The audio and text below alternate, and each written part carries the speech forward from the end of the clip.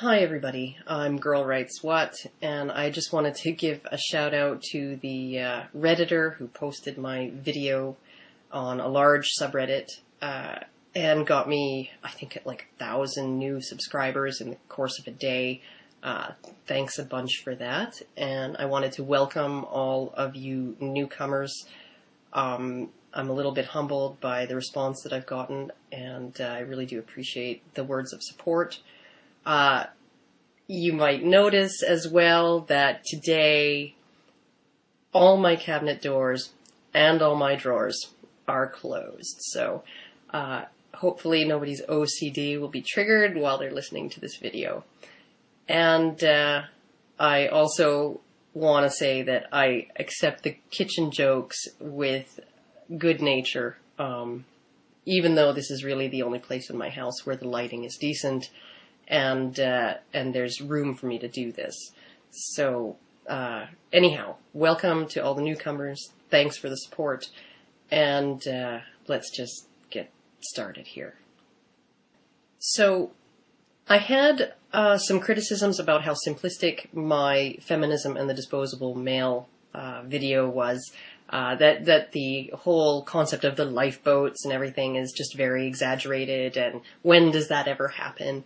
And couldn't I provide some concrete examples of this dynamic if I'm more nuanced, if this actually really exists. And I'm hoping that this video will help to demonstrate how that mentality, women and children first, men into the trash, plays out in our views of violence, and especially in our views of gendered violence. So, here goes. Okay, so the other day I came across a comment from a feminist that went something like this. Men and women have different issues. Men have to solve fairness in child custody, family maintenance, and stuff like that. Women have the problem of systemic gendered violence directed at them on a global scale. Now, that sounds really serious and really scary.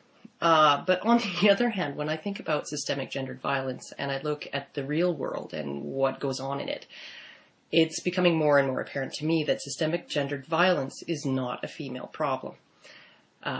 When we look at domestic violence, the quintessential example of what's presented to us as gendered violence against women, well, any well-informed MRA and many an egalitarian could tell you that intimate partner violence is perpetrated roughly equally between genders, and the causal factors tend to be identical no matter what the gender of the perpetrator is, and that men and women suffer that violence in roughly equal numbers.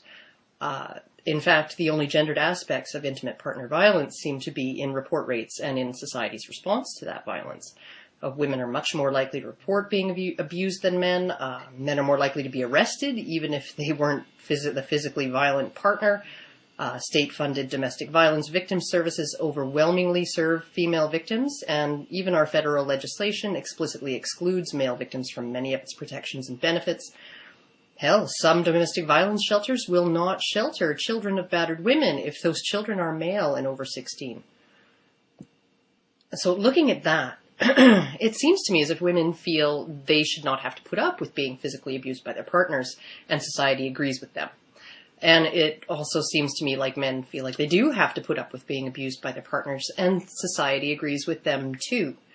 The social and political consensus appears to be that domestic violence against women is intolerable, while domestic violence against men is, well, who cares? And boys, our society fails them too. One only has to look at the recent Verizon ad on domestic violence to see every single disgusting stereotype we hold as a society distilled into a single piece of distorted propaganda. The father is the monster because only men are abusers, don't you know? Mother and daughter are terrified victims. The son is not a victim, but a monster in the making. We're not supposed to care about the trauma he suffers, other than that it might lead him to be an abuser of women and girls in the future. He's not a victim. He's a potential future perpetrator. His suffering means nothing to us other than the fact that his suffering might lead him to victimize others. And you might say, well, what about sexual violence? the common wisdom is that rape is overwhelmingly perpetrated by men on women. But one huge cross-cultural study on sexual coercion in relationships found, again, roughly equal numbers of victims and perpetrators between genders within heterosexual relationships. Men were just as likely to be forced or verbally coerced into sexual intercourse by their partners, female partners, as women were by their male partners. Moreover, the CDC's most recent report on sexual victimization, if you go to the bother of amalgamating all the categories into non-consensual sexual intercourse perpetrated on either men or women, even this report shows parity in the number of male and female previous year victims. Yet how aware are we as a society of sexual violence against men? And how aware are we or willing to face the problem of sexual violence against boys? Sexual violence and exploitation of underage males by adult women is almost never characterized as rape in the media. The preferred language titillates rather than evoking outrage. Teacher seduces male student. Forbidden love. Teacher's dirty little secret fling. Hot for teacher. It actually seems to me that the only way a boy will even be seen as a real victim within the public consciousness is if the perpetrator is an adult male. At which point, pervasive and lingering homophobia overrides our view of the kinds of sexual violence against males that are acceptable in our culture. And while we're justifiably appalled at the idea of a barely pubescent girl married off to an adult man in Afghanistan, how aware are we, as a society, that adolescent and pre-adolescent boys are bought and sold there, often in order to support female family members, when the authorities, even in that country, choose to look the other way? When we look at some real numbers, we find that sexual victimization of children is not really a gendered problem. Victims are both male and female. Perpetrators are also male and female, with larger percentages of female perpetrators coming to light all the time, as we start asking less biased questions in surveys. Yet at the same time, one recent study done by a children's charity in the UK showed that 80% of children sexually abused by a woman, when they disclosed, they were not believed by the first person they told, even though in the majority of those cases, the first people they told were people whose job it is to keep kids safe: police officers, crisis lines, counselors, or teachers. And adult men who report sexual victimization by women, even in informal settings, the first question asked is usually, well, was she hot? Followed by something along the lines of, wish I could get raped by some hot chick. It seems clear to me that interpersonal violence, sexual or otherwise, perpetrated against women and girls is strongly condemned, both by society and the system, while that perpetrated against men and boys is largely minimized or ignored. Now let's look at other kinds of violence. Stranger violence, like muggings, stranger assaults, random homicides, and state violence. Here the statistics clearly show that men are overwhelmingly the victims, the majority victims of assault, homicide, war violence, and state violence against its citizens.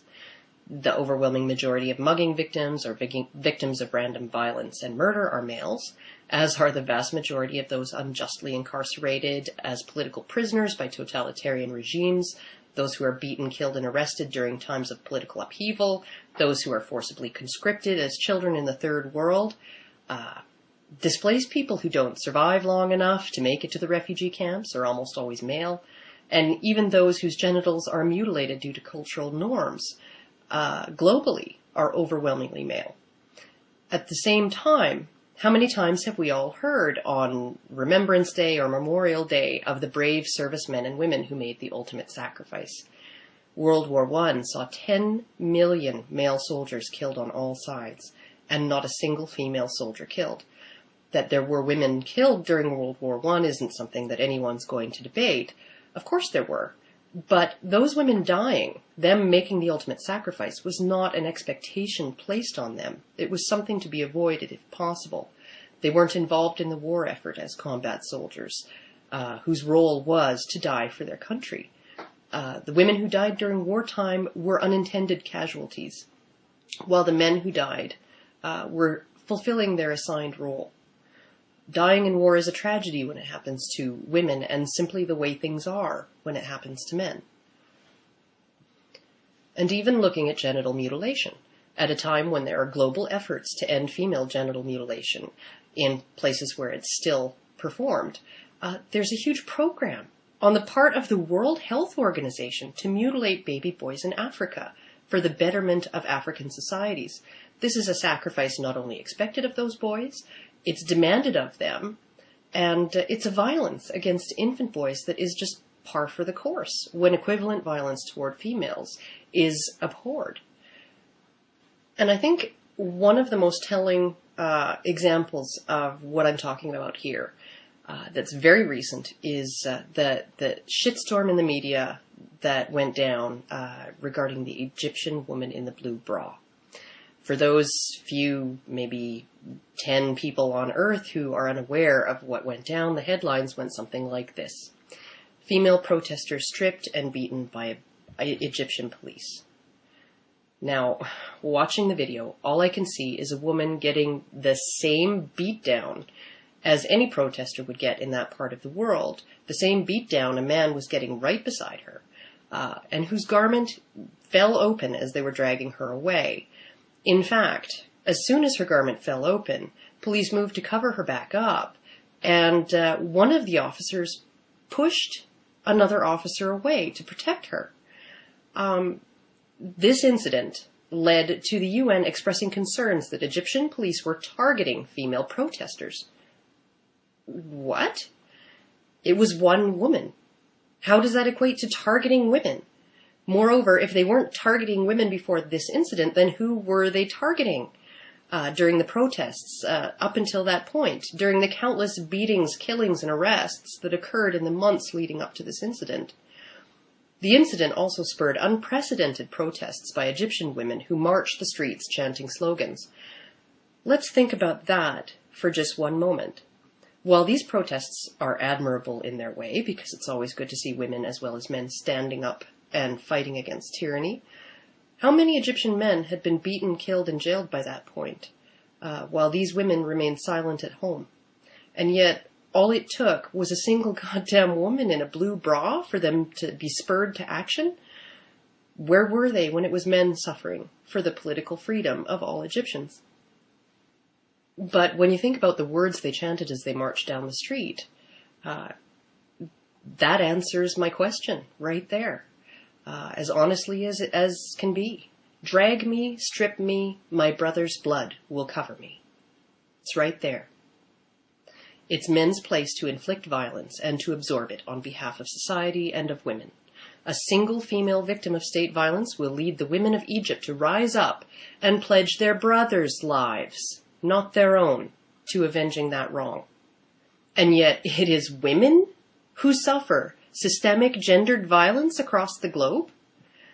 This cognitive dissonance on the part of both feminists and larger society is just incomprehensible to me. Systemic gendered violence pertains to violence against a specific gender that is aided, enabled, endorsed, accepted, normalized, or required by the socio-political system in which it occurs.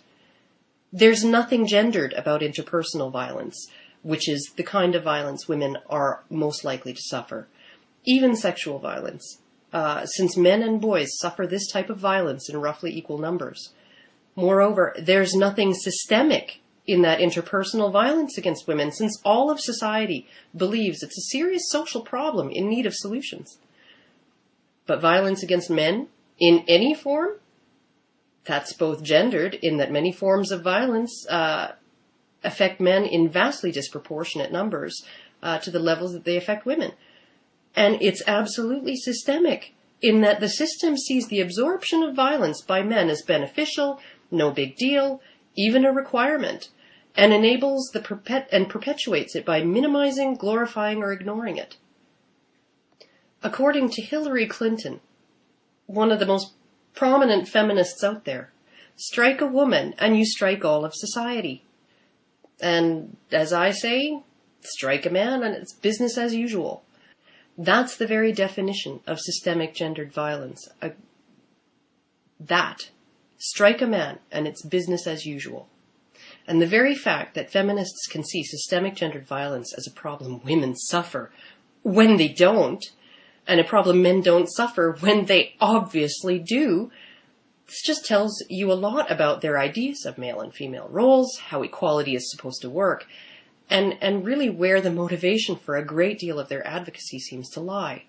And it lies right in line with patriarchy. Protect the women at all costs. I've often said that feminists, male or female, are the very people who are most at the mercy of their evolutionary instincts. And really, how can it be otherwise when one can look at all of the facts and deny all of that objective reality in favor of what feels right? Protect the women. Anyhow, that's all I have to say about that. I hope that it sheds a little bit of light on the women and children first, male disposability dynamic that I was talking about in my Feminism and the Disposable Male video, and how feminism really plays into the women and children first, that they really could see a single woman getting the same beatdown as thousands of men, as targeting women, and just something to be abhorred. That's not equality. That's not equality by a long shot. And frankly, it's just silly. It's just silly. So, I guess I'm gonna maybe tidy up in my kitchen a little bit, and I'm just gonna thank the dog and my children for being quiet while I did this video. So, I guess I'll see you guys all later. Thanks for listening.